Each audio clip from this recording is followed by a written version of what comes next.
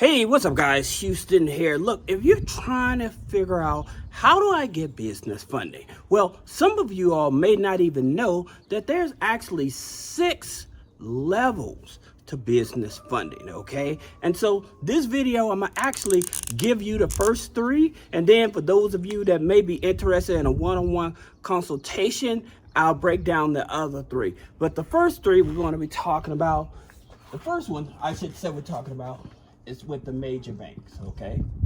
Now, here's the thing about it with the major banks. There's 4 levels of scoring with the major banks, right? And so you have a FICO 8, FICO 9, you have a Vantage 3, and you have a Vantage 4, okay?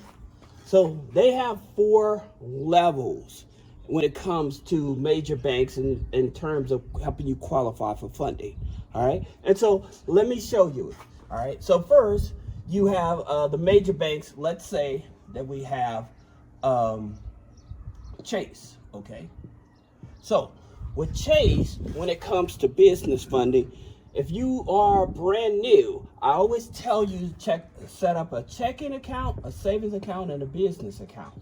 Now, do you have to do this in order to get a business credit card with Chase? No, you don't have to do it, but I'm telling you, if you actually want to grow your relationship with Chase, this is the best thing to do. Now, here's the thing about it with Chase.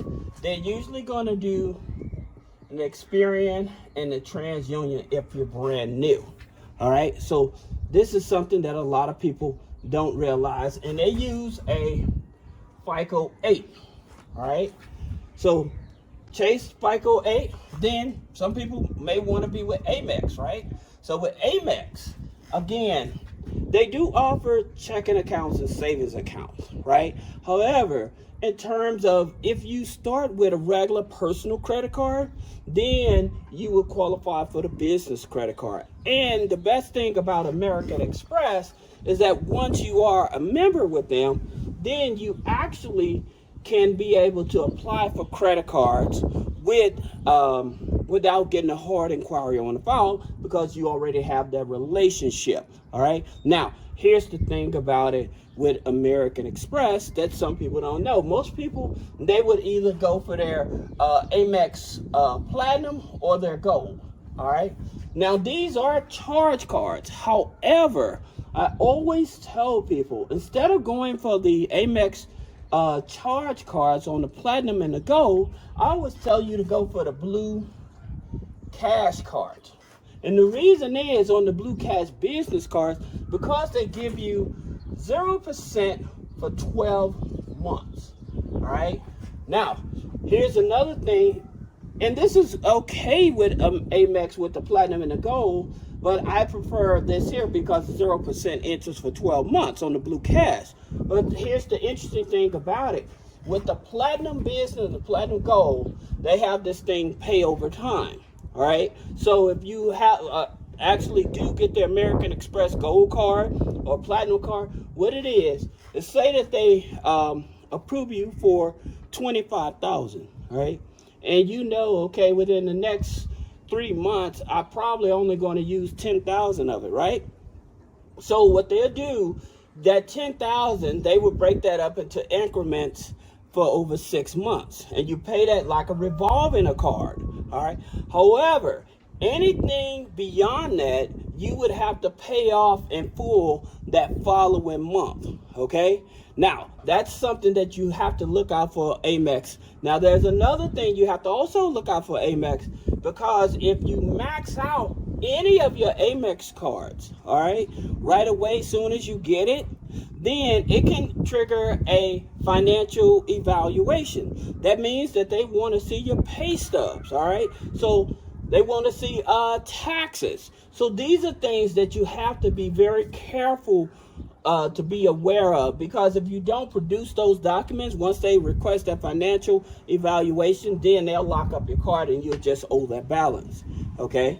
Now, one of the reasons, another reason I should say, that I don't like the Amex Platinum. Well, the Amex Platinum in business won't show up on the personal credit, but if it was the Platinum regular and the Platinum Gold, they will show up on the personal credit. Even if you use $1 of it, it would show up as a maxed out account, even though you have $20,000. So this is the reason why I tell people I would probably go for like their Blue Cash cards. All right. So that's the first thing. All right. Then you also have Citibank, right?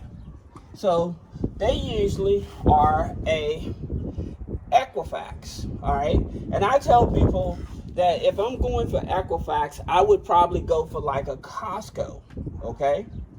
So I would go for the Costco card because I know it pulls directly from Equifax. Now, they tend to also pull Experian for their other cards, all right? But their co-partner cards, 90% of the time, they're going to pull Equifax FICO 8, all right? So just keep that in mind. Now, talking about the major banks with the FICO 9 scoring, okay? So your major banks with the FICO 9 scoring, you have like US Bank, all right? Now, US Bank usually will pull a TransUnion. Sometimes they may pull Experian, and that's going to be a FICO 9 on those. Now, the reason US Bank is good is because it is a FICO 9, and so with FICO 9 institutions, okay, if you have like authorized users, rental payments, subscriptions, okay, utility bills, then they won't count that against you. All right. So that's the reason why I like starting with a FICO 9 or Advantage. Now you also have Wells Fargo. Okay. And so Wells Fargo is usually Experian and Equifax as well. Most of the time on the business side, you're going to get Experian FICO 9, okay? On the business side, it's usually going to be FICO 9. Credit, on the personal credit, they may pull Experian and Equifax, but 90% of the time, it's Experian on the FICO 9, okay? Wells Fargo. Now, the interesting thing about these here institutions, let me give you one more so we can dive into this. So let's say that you have Edward Jones, okay? Now, with Edward Jones Investment, you have it's a FICO 9 Elon, okay? So Elon financial cards, they are associated with US Bank, okay? Now, the reason why I like Edward Jones as well as Fidelity, all right? Because not only do they give you higher limits with your card usually, but at the same time, they're going to give you checks to actually liquidate that credit card, all right? So that's the reason why I tell you guys that it's certain institutions I would always start with in order to get qualified for funding. Now, there's one more I'll give you, and this is GM Business, okay? Now, GM Business is Equifax FICO 9, okay? And so these here four is what I would start with, all right, in terms of trying to get funding. Then I would go back up to these, but I would make sure I start with Chase first because of that 524 rule that they have. Now, Amex has a rule, I think it's like a 724 rule. Anybody in the comments, let me know, all right? However, again, I would start with your FICO 9 scorings in terms of major banks in order to get funding, all right? So this is your first level of funding. Now, I'm going to add something that many people are not aware of. Having payroll, okay? Having payroll is very important. That's the reason we actually offer that service that we give you up to 4 months free of payroll and pay stubs, right? And the reason you should have payroll when it's going with your business and stuff like that, we're not going to talk about SIC code, NAICS code. We're just talking about lending and direct funding, all right? So the reason is because when you are able to produce documents showing that you have payroll coming in, that company is producing revenue and paying you an income, and we show you how to work with that, it helps position you to get qualified for more funding. All right, so that's the first one. Now,